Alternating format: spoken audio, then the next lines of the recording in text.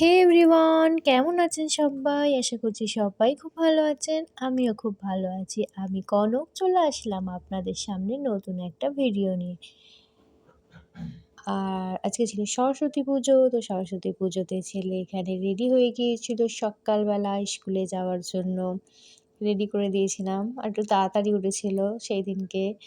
তো এইজন্য নামছে।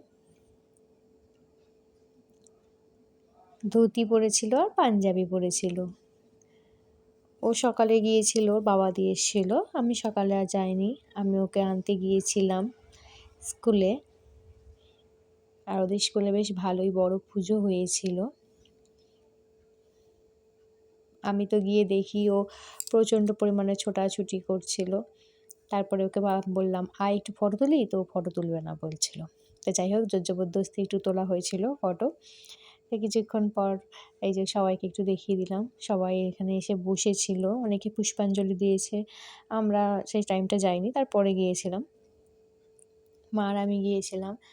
আর ওখানে আমি দাঁড়িয়েছিলাম। তো মাকে বললাম, "মা একটু ভিডিও করে দাও।" তাই জন্য মা একটু ছবি-টবি তুলে দিচ্ছিল, ভিডিও বানিয়ে দিচ্ছিল। আর এখানে দেখো সব্বাই ছবি তুলছে ঠাকুরের সামনে দাঁড়িয়ে। ঠাকুরটাও বেশ সুন্দর হয়েছে আর অনেকটা বড়ও হয়েছে।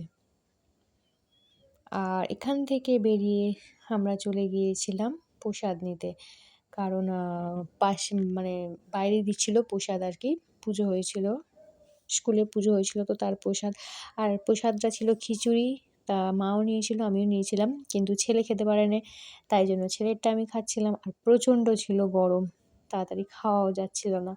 তাই জন্য অনেকক্ষণ বসে, বসে ওখানে খাচ্ছিলাম।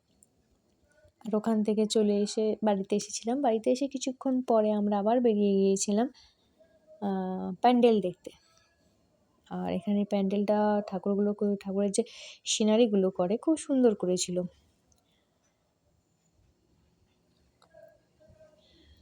এই যেখানে দাঁড়িয়ে আছে ও।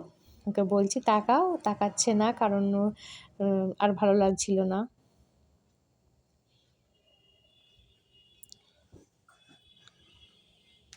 আমরা এখান থেকে হয়ে একটু মেলায় ঢুকেছিলাম। মানে পুজো আর মেলা পাশাপাশি হয়। মেলাটাও বেশ বড়ই হয়েছিল।